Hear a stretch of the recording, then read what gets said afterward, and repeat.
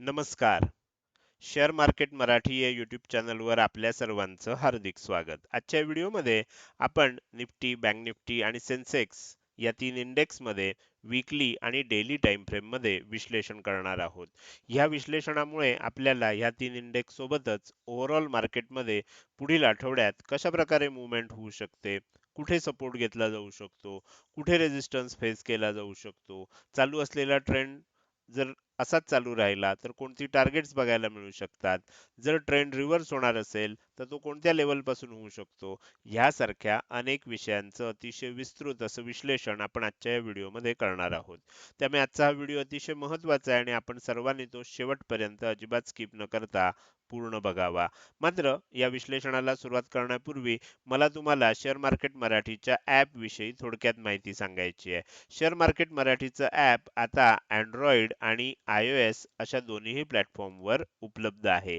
हे ॲप तुम्ही तुमच्या मोबाईलमध्ये डाउनलोड करून इन्स्टॉल केलंय का? जर केलं नसेल तर आजच करा. याचं कारण असं आहे की शेअर मार्केट मराठीचे फ्री कोर्सेस, प्रीमियम ग्रुप आणि पेड कोर्सेस अशा सर्व सर्व्हिसेस आता ॲपच्या माध्यमातून उपलब्ध आहेत. समजा तुम्हाला हे ॲप डाउनलोड करून इन्स्टॉल करायचं असेल तर त्याची लिंक या व्हिडिओच्या डिस्क्रिप्शनमध्ये तसंच कमेंट सेक्शनमध्ये जी पहिलीच कमेंट आहे, पिन कमेंट, त्यामध्ये उपलब्ध करून देण्यात आलेले आहेत. तिथे जाऊन तुम्ही हे ॲप डाउनलोड करून इन्स्टॉल करू शकता. हे झालं शेअर मार्केट मराठीच्या ॲप विषयी थोडक्यात माहिती. आता आपण आपल्या मूळ विषयाकडे परत येऊया आणि शुक्रवारी इंडेक्समध्ये कशाप्रकारे मूव्हमेंट झाली आणि पुढील आठवड्यात कशाप्रकारे मूव्हमेंट होऊ शकते याचं विश्लेषण करण्यासाठी डायरेक्टली जाऊया चार्टवर. आणि इथे मी सगळ्यात पहिल्यांदा निफ्टी 50चा 15 मिनिटाच्या टाइम फ्रेम मधला चार्ट ओपन केलेला आहे.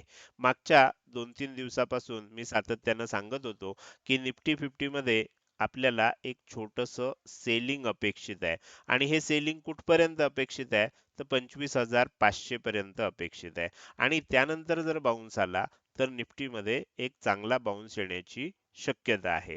आपण बघू शकता कालच्या म्हणजे शुक्रवारसाठी जो गुरुवारी व्हिडिओ बनवला होता त्यामध्ये सुद्धा मी तुम्हाला ह्या दोन लेवल सांगितलेल्या होत्या. 25,450 आणि 25,500 हा सपोर्ट झोन आहे म्हणून सांगितलेलं होतं आणि मी अशी अपेक्षा करत होतो की 25,000 पर्यंत आलं, 25,500 पर्यंत आलं किंवा 25,450 पर्यंत आलं आणि जर बाउन्स झाला तर मग आपल्याला एक चांगली मूव्हमेंट बघायला वरच्या दिशेनं मिळू शकते. तुम्ही बघू शकता की ओपन झालं शुक्रवारी थोडंसं गॅप डाऊन. त्यानंतर वर जायचा प्रयत्न झाला, गॅप फिल केली गेली आणि त्यानंतर काय झालं, खाली यायला लागलं. येताना सुद्धा थोडं बाउन्स येत येत बरोबर आपण इथे बघू शकतो की मी मुद्दाम 25,500 ची लेवल आज काढून दाखवली आहे. मागच्या वेळेला काढून दाखवली नव्हती, फक्त तोंडी सांगितलेलं होतं. तर तुम्ही इथे बघू शकता बरोबर 25,500 ला जसं टच झालं त्यानंतर मार्केटमध्ये एक तेजी स्टार्ट झाली. बरं, जे सदस्य आत्मा कोर्समध्ये आहेत किंवा ज्यांनी वेबिनार अटेंड केला होता त्या ग्रुपवर मी दररोज रिव्हर्सलच्या वेळा देत असतो आणि त्या वेळा आपण बघू शकता 70-80% वेळेला त्या वेळेला रिव्हर्सल होताना मार्केटमध्ये दिसत असतं.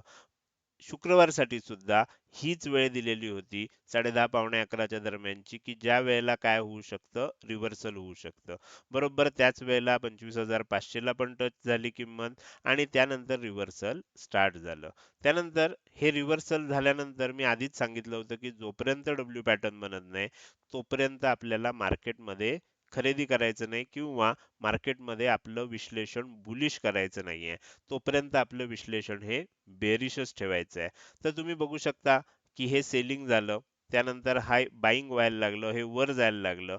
त्यानंतर बरोबर इथे सुद्धा मी जी ॲस्ट्रो टायमिंग दिलेला होता, त्याच वेळेला बरोबर पुढचं रिव्हर्सल स्टार्ट झालं आणि आपल्याला किंमत खाली यायला लागली. ही जेव्हा किंमत खाली यायला लागली, मी त्याच वेळेला त्या सर्व ग्रुपवर सांगितलेलं होतं, ज्यांनी YouTubeची चॅनल मेंबरशिप घेतली आहे किंवा वेबिनारचा ग्रुप जॉइन केलाय किंवा जे आपल्या आत्मा कोर्समध्ये आहेत, अशा सर्व सदस्यांना त्याच वेळेला सांगितलं होतं की 25,575, 25,525 ह्या रेंजमध्ये येऊन जर रिव्हर्सल झालं, तर मग पुन्हा तेजी होऊ शकते आणि मग डब्ल्यू पॅटर्न बनू शकतो. आणि हे टायमिंग सुद्धा ऑलरेडी मार्केट ओपन होण्याच्या आधीच दिलेलं होतं की ज्या टायमिंगला इथे रिव्हर्सल झालं. म्हणजे तुमच्या लक्षात येईल की प्रत्येक रिव्हर्सल शुक्रवारी तरी आपण जे सांगितलेलं त्या टायमिंगला सांगितलेल्या लेवलला झालं आणि त्यानुसार मार्केटमध्ये मूव्हमेंट झाली. आणि तुम्ही बघू शकता ह्या एरियामध्ये जर आपण बुलिश झालो असतो तर त्यानंतर खूप चांगली मूव्हमेंट वरच्या दिशेनं आपल्याला बघायला मिळाली असती. आणि त्याबरोबर आणखीन एक गोष्ट सांगितली होती की 25,700च्या वर टिकलं तरच आपल्याला आणखीन तेजी होऊ शकते. 25,700च्या खाली राहिलं तर आपल्याला थोडंसं सावध राहायला लागणार आहे.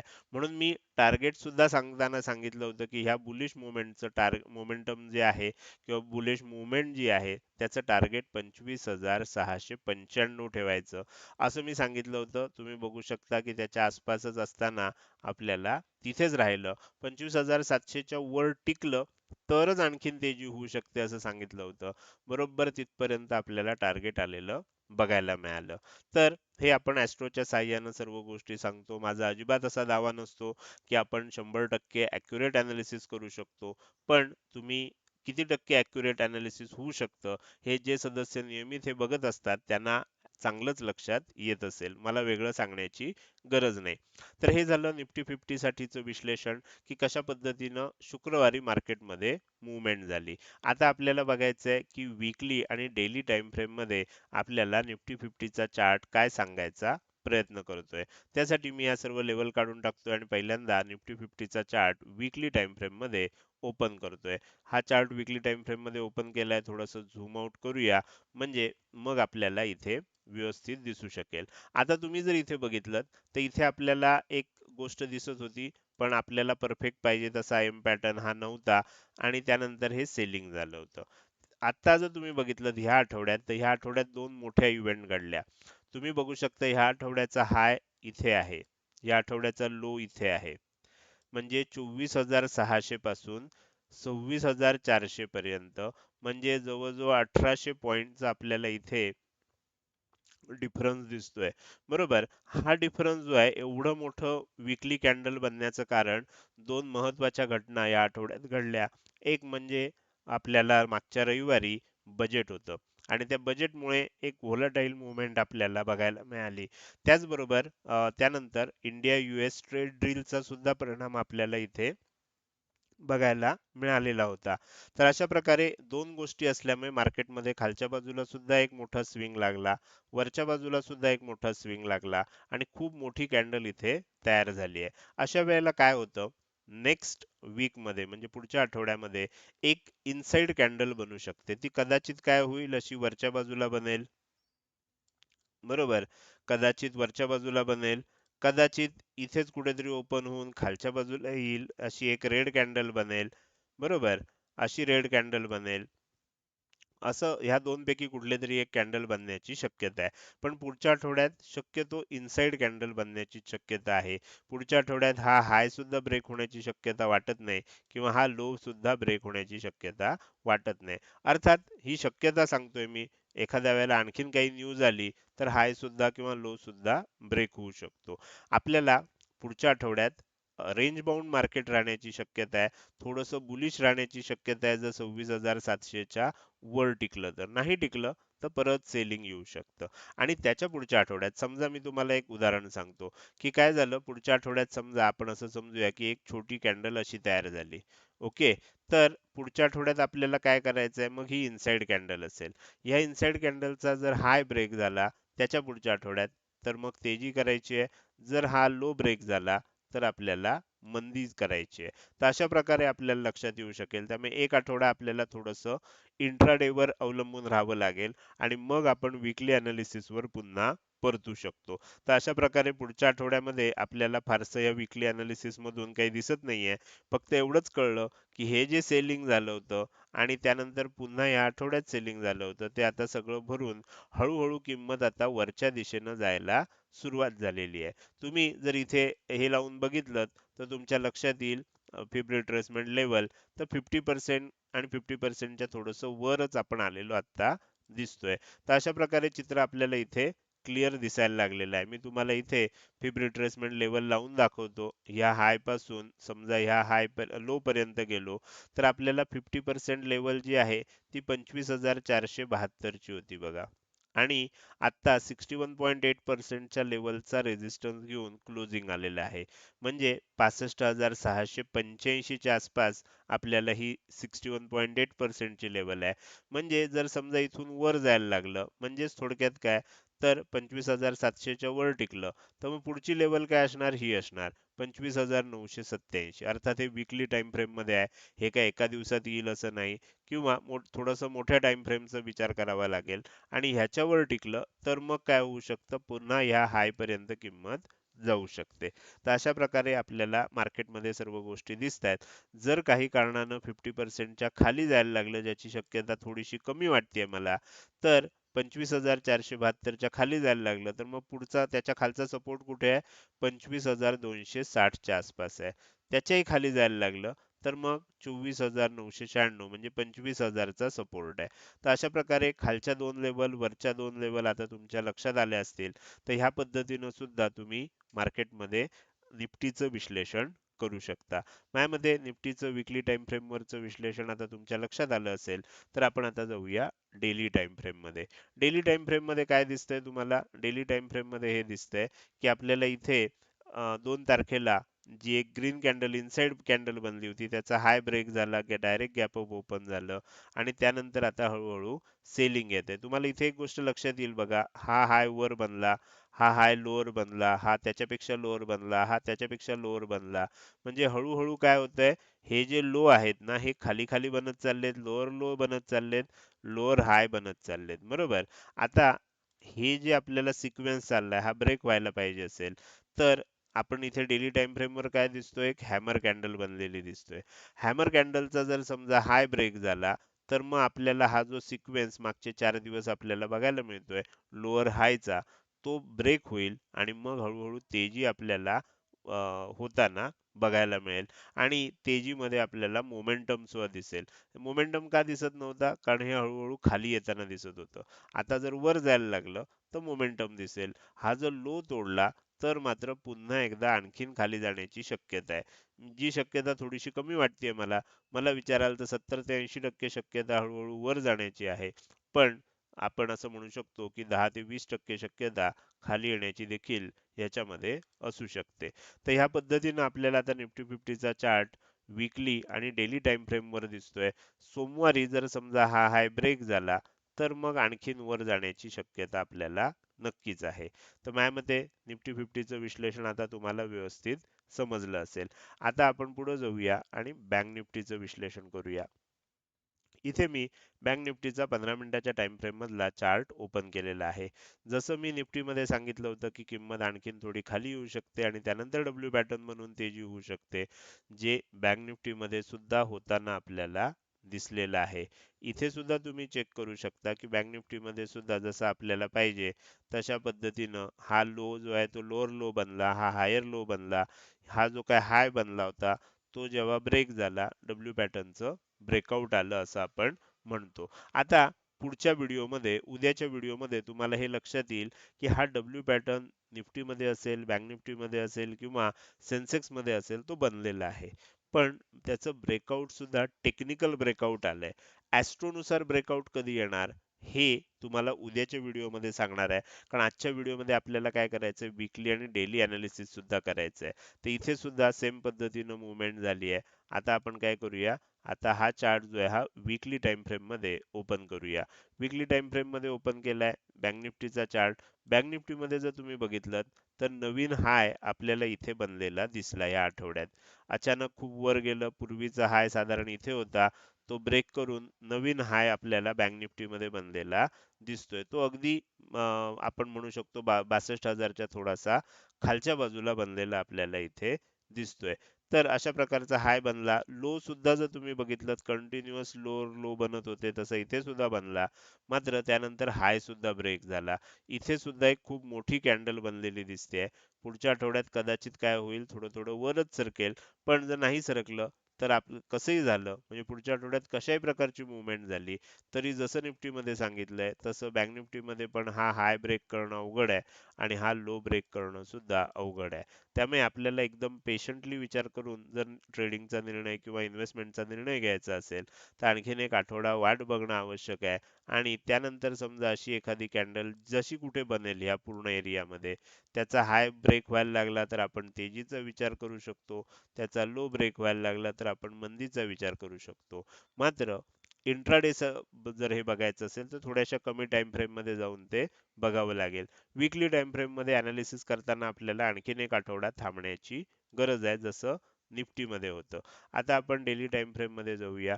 सेम डेली टाइम फ्रेम मध्ये सुद्धा आपल्याला दिसतंय ह्याच्यामध्ये शुक्रवारची ही कॅन्डल आहे, ही हॅमर कॅन्डल बनली आहे.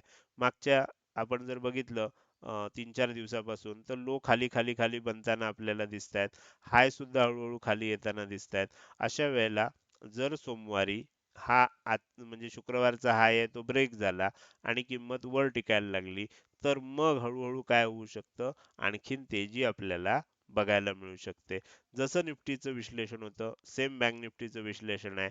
त्यामुळे मी जास्त अधिक माहिती त्याच्यामध्ये सांगत नाही. मात्र त्यापूर्वी आपण काय करूया की बँक निफ्टीचं विश्लेषण झालंय, आता सेन्सेक्सचं विश्लेषण करायला सुरुवात करूया. मात्र त्यापूर्वी मला तुम्हाला आपल्या शेअर मार्केट मराठी या यूट्यूब चॅनलच्या मेंबरशिप विषयी अधिक माहिती सांगायची आहे. तर आता तुम्ही आपल्या यूट्यूब चॅनलवर जॉईन बटनला क्लिक करून आपल्या चॅनलची मेंबरशिप सुद्धा घेऊ शकता. यूट्यूबनं हे जॉईन बटन आता आपल्या चॅनलवर सबस्क्राईब बटनच्या शेजारी दिलेलं तुम्हाला दिसू शकतं. तर ह्यामध्ये तुम्ही जॉईन बटनला क्लिक केल्यावर तुम्हाला एकूण 4 ऑप्शन दिसतील.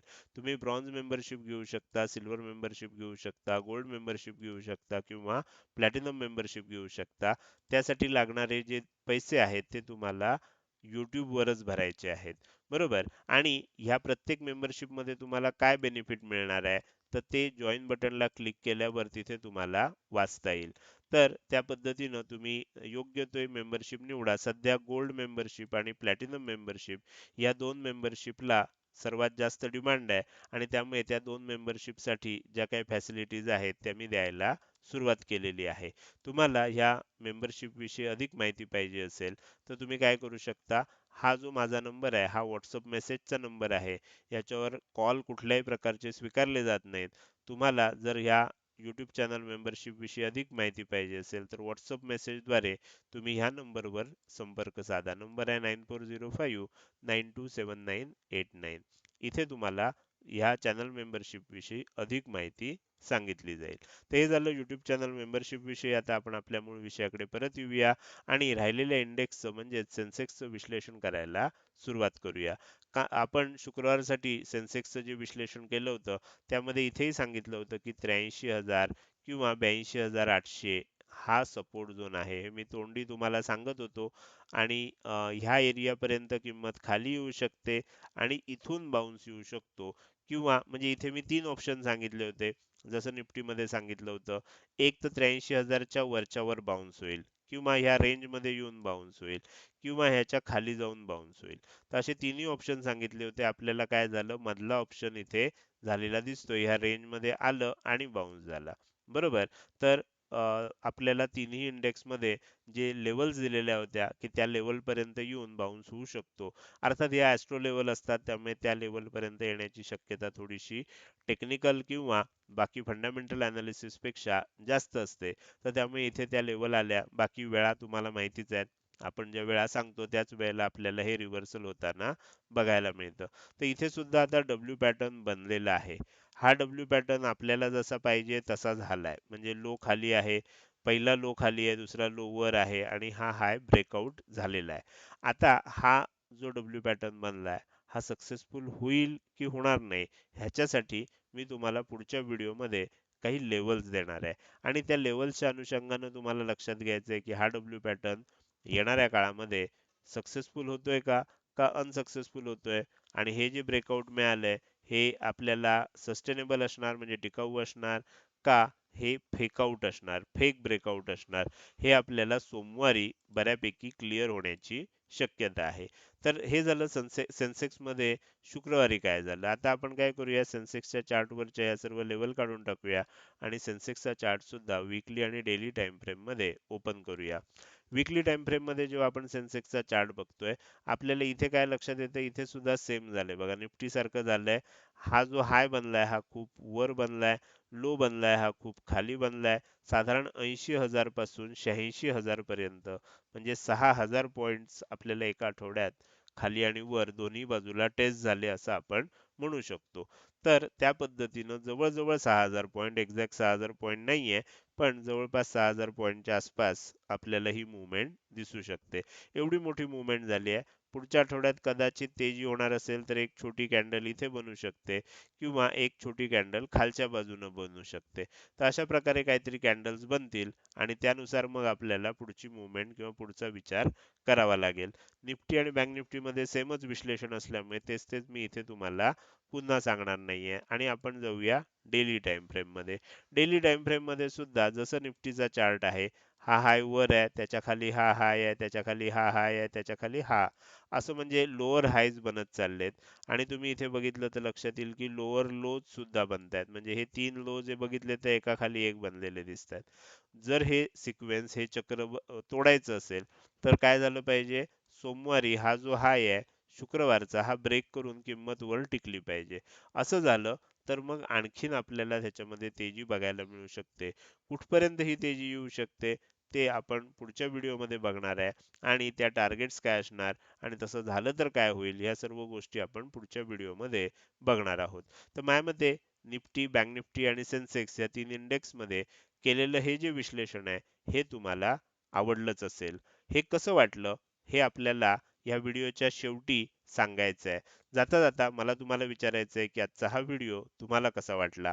जर आवडला असेल तर नक्कीच तुम्ही या व्हिडिओला एक लाईक करू शकता. कसा वाटला हे कमेंट सेक्शन मध्ये टाईप करून सांगायला अजिबात विसरू नका. लक्षात ठेवा, तुमची एक लाईक आणि एक चांगली कमेंट हीच माझ्यासाठी प्रेरणा असते, ज्याच्या सहाय्यानं रोजच्या रोज हे विश्लेषणाचे व्हिडिओ मी बनवत असतो.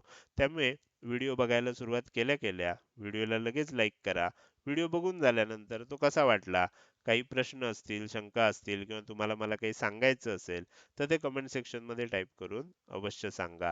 त्याच सोबत आजचा व्हिडिओ तुम्ही अजूनपर्यंत बघताय आणि अजूनही जर तुम्ही शेअर मार्केट मराठी आपल्या YouTube चॅनलला सबस्क्राईब केलं नसेल तर कृपया सबस्क्राईब करा आणि शेजारी असणाऱ्या बेल आयकॉनला क्लिक करून ऑल असं नोटिफिकेशन निवडा, म्हणजे इथून पुढे रोजच्या रोज येणारे हे विश्लेषणाचे व्हिडिओ मी अपलोड केल्या केल्या तुम्हाला विनाविलंब बघता येतील. आजच्या व्हिडिओमध्ये मी इथेच आपल्या सर्वांची रजा घेतो. धन्यवाद.